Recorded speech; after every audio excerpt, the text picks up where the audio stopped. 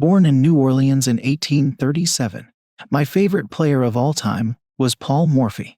Paul Morphy was considered the world's first chess celebrity. His fame was throughout the entire world, and he would have been a world champion had there been such a thing when he was alive. That being said, he was the strongest player in the world by far, and the following game is internationally acclaimed. It's one of the greatest games that was ever played. It was played in an opera house, kind of a friendly game. As Paul Morphy watched the opera, he was playing against both a duke and a count. Paul Morphy was white, and the game opened with pawn to e4, fighting for the center. And black played pawn to e5 to also fight for the center. White attacked the pawn with knight to f3. This sequence of moves, or opening, is called the Philidor defense, which the count and the duke did not play well at all. After the move d4, already black played a mistake.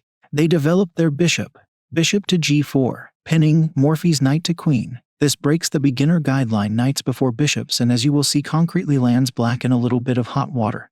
Morphy now captures on e5, which more or less obligates black to capture the knight. As d takes e5 loses a pawn for black. After queen takes on d8, king recaptures and knight takes the free e5 pawn. So as not to lose the pawn on e5, black must take the knight on f3, and Morphy recaptures with a developing move. Queen takes on f3. Now if you look at the position, you see the position looks even, except white has already developed one extra piece, his queen, and it's his turn. So white has a lead in development. Morphy continued with the attack. Bishop to c4 with the straightforward threat of checkmate. Black stops the checkmate by moving his knight to block the path from the queen to the pawn. What would you do now for white? You have a lead in development, and you need to grow it by either developing more pieces or creating threats against black, who forgot to develop most of his pieces. Pause the video and think for a minute.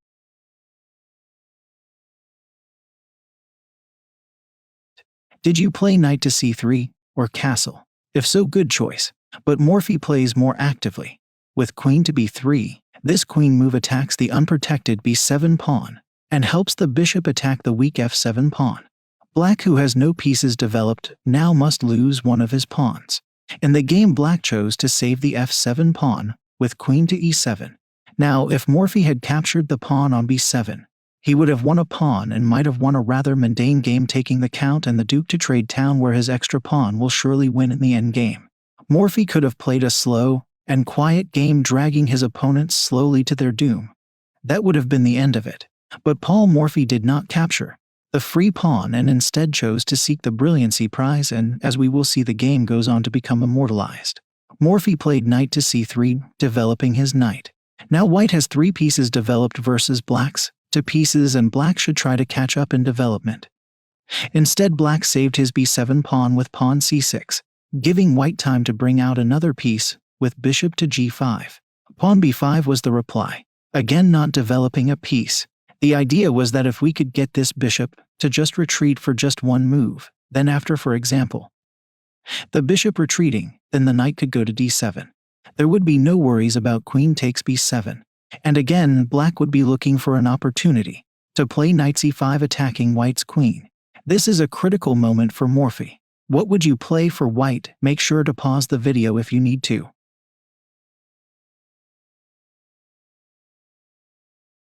Well, did you let your bishop get bossed around? Morphy was having none of that, and Morphy just said, well, thank you.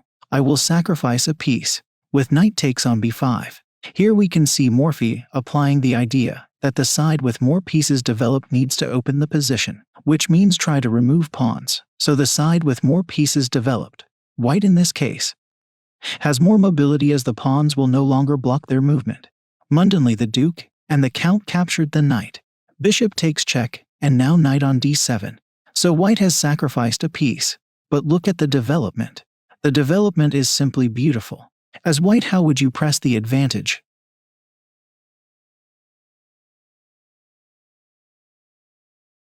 Did you find it?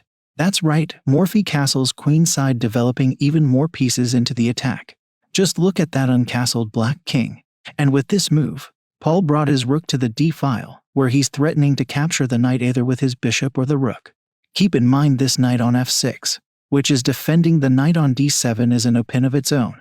Black was forced to play the move rook d8. to protect the knight on d7. And this is where things just go right into the history books. It is just so beautiful. White's bishops are working. His queen is working. The rook on d1 is working. There's only one piece in the position, the rook on h1, that's not working. But how to bring the rook on h1 into the game? The best square for the rook on h1 is the d1 square, but that square's already occupied. Pause your video if you need time to think.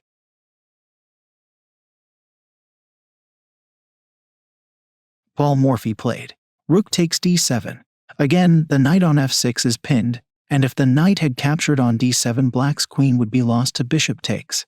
Now that the rook on d1 has disappeared, the rook on h1 enters the game with force.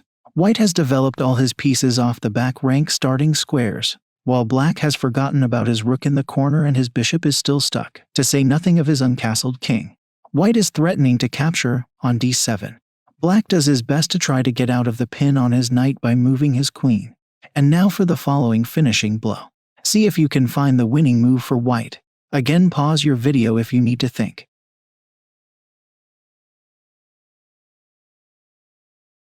Bishop takes check. Of course we could recapture with the queen, but then the queen would be lost, so black recaptured with the knight and Paul Morphy delivered a beautiful checkmate. Can you see the answer? Which is perhaps the most famous checkmate in history? Well, think about the bishop on g5 and the rook on d1. If the rook could move to the d8 square, it would be checkmate. So you got to get the knight out of the way.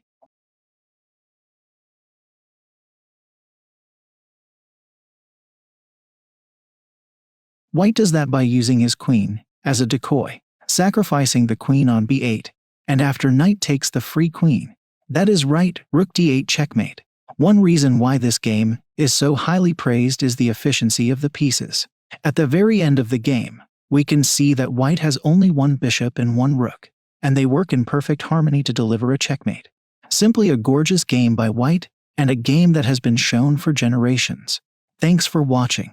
In the comment section let us know what you'd like to see next.